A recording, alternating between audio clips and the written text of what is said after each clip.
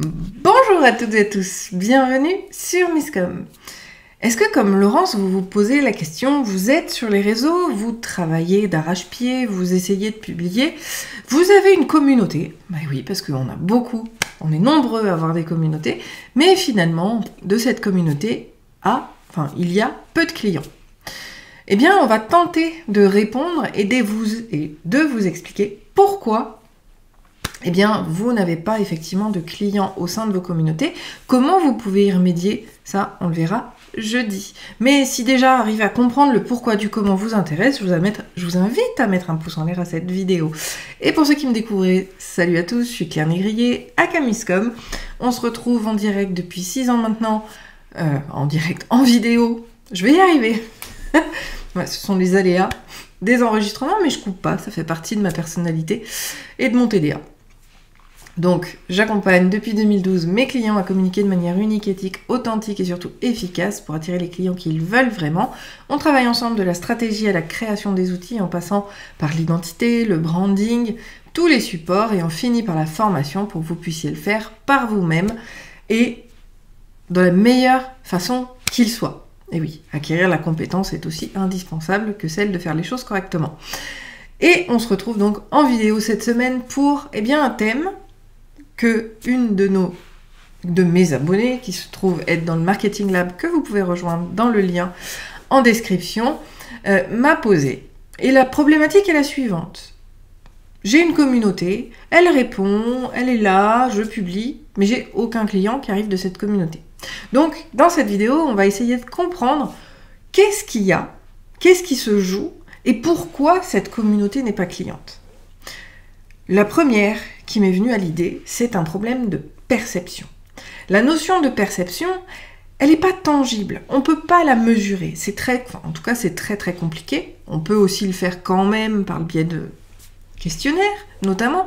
Mais qui aujourd'hui a envie de poser tout un tas de questions et d'envoyer un pauvre Google Form à tout le monde en disant « Est-ce que vous pouvez répondre ?»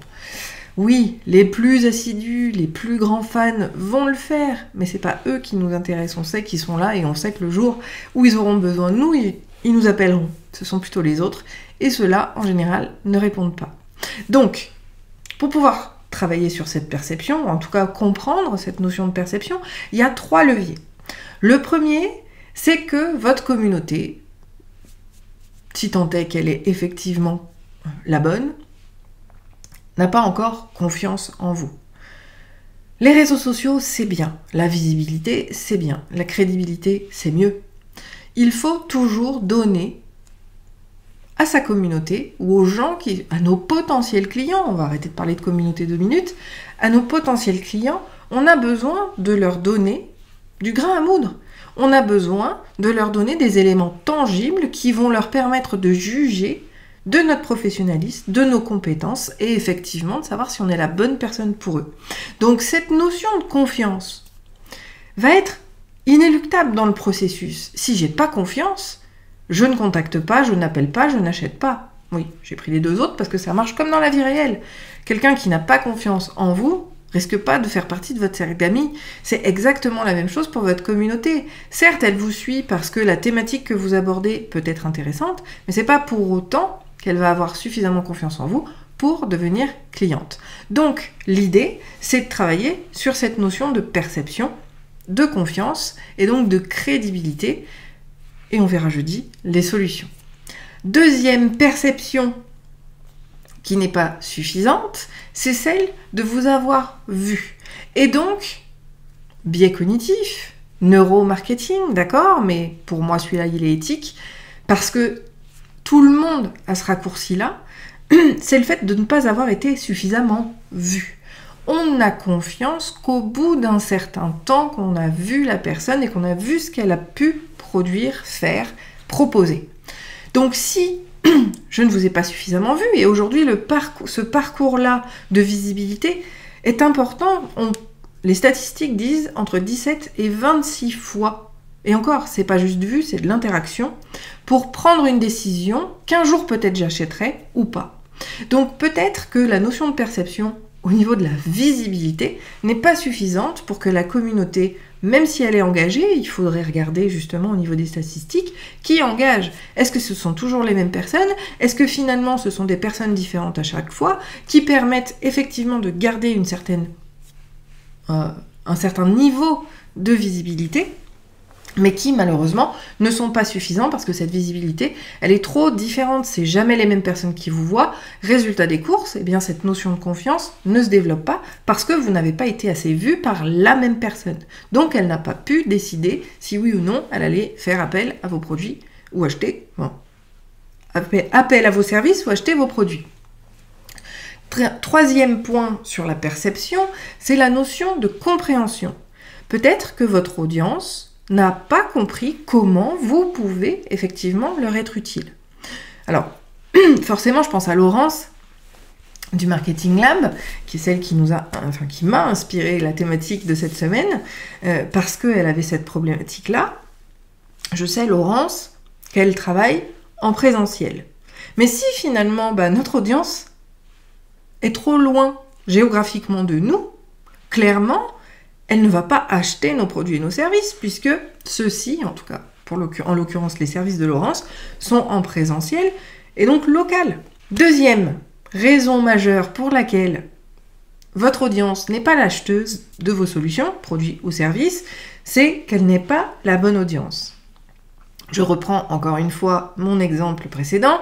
Laurence s'est digitalisée, mais ses services sont absolument en local, et finalement, son audience est partout dans le monde, mais pas locale. Résultat des courses, aucun client potentiel ne fait partie de son audience. Ce qui explique que celle-ci ne soit pas acheteuse. Il faut impérativement s'assurer que l'audience que l'on a va être effectivement acheteuse. On remercie Tantine, ça c'est quelque chose que je dis régulièrement, on remercie Tantine, on remercie le petit-neveu qui s'est ajouté à nos profils, à nos pages, etc., qui nous suit, qui met des likes. Le problème, c'est que probablement qu'ils ne sont pas clients. Et comme les algorithmes proposent vos contenus au même profil que ceux qui réagissent, il y a de grandes chances pour que vous ne soyez pas vu par les bonnes personnes non plus. Donc, deuxième levier, vérifiez si votre audience est réellement la bonne. Et quand je dis la bonne, c'est ceux qui achètent, puisque c'est quand même l'objectif vis-à-vis de la problématique traitée cette semaine. Troisième levier, qui est complètement indépendante de notre activité et donc de vous, c'est la notion de priorité. Les gens feront appel à vos produits, à vos services ou achèteront vos produits quand la solution que vous proposez sera une priorité pour eux. Priorité veut dire que c'est un besoin urgent ou une problématique urgente qui nécessite et qui permettent, où la personne va mettre ça en priorité. Elle va mettre l'investissement en temps, l'investissement personnel et ou l'investissement financier nécessaire à la résolution de son problème. Tant que c'est pas une urgence, il n'achète pas. Donc, et c'est pour ça d'ailleurs que ce fameux parcours de confiance est extrêmement long, parce que, oui, ils savent qu'ils en auront peut-être besoin un jour, mais d'ici là qu'ils en aient besoin, il faut arriver à les garder dans la communauté et il faut essayer de trouver justement les leviers qui fassent que le besoin puisse être comblé au moment opportun. Malheureusement, ceux qui ont besoin de vous à l'instant T sont très peu nombreux, surtout sur les médias sociaux. Donc, ce qu'il faut vraiment, c'est de pouvoir trouver un juste milieu vis-à-vis de cette notion de priorité. Il faut savoir que les gens cherchent majoritairement à expérimenter les choses par eux-mêmes d'abord. La solution, le gratuit, c'est encore plus français qu'ailleurs, même si c'est le fléau de tout le monde, partout dans le monde. Les gens, l'humain, va chercher à résoudre son problème lui-même. Tant que les personnes de votre communauté n'ont pas expérimenté, alors n'ont pas forcément la problématique que vous traitez, même s'ils trouvent intéressant les sujets que vous abordez, ils ne sont pas concernés. Tant qu'ils n'ont pas cherché à résoudre le problème par eux-mêmes, ils n'ont pas conscience de ce que vous allez pouvoir leur apporter, et donc ils n'ont pas non plus conscience de l'investissement, du retour sur investissement qu'ils pourraient avoir.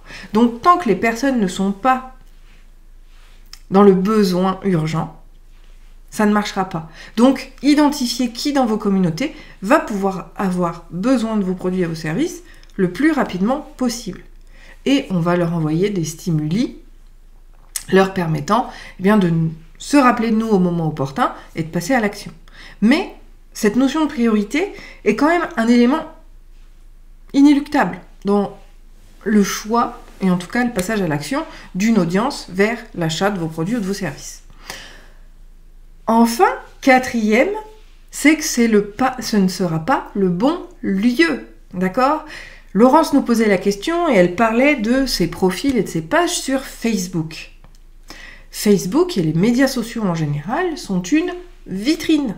C'est une vitrine qui permet de créer du lien, qui permet d'être vu, qui permet de développer sa crédibilité, qu'on a vu en premier point. Mais pas un lieu de vente, d'accord ? Un lieu de vente, c'est une vitrine, c'est une boutique physique.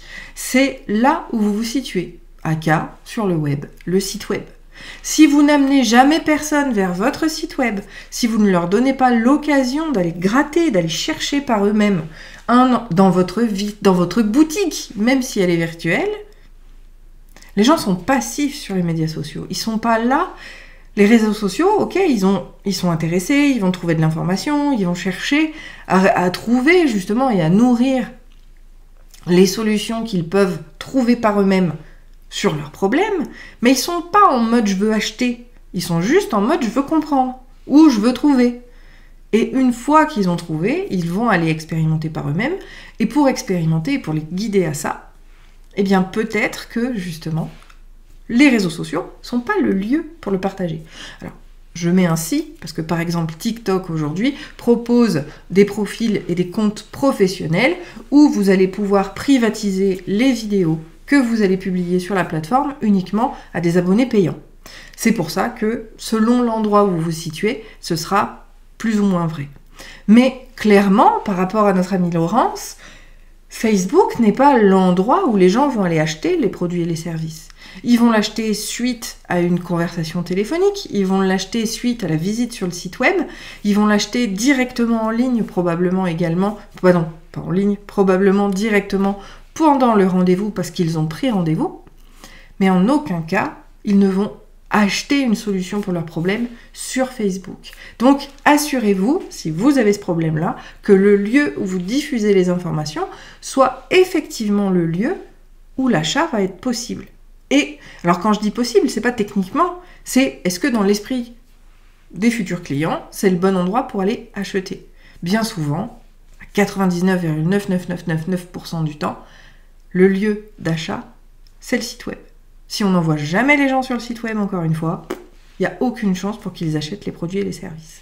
Donc, à vous de savoir où est le lieu d'achat de vos clients et donc de votre communauté.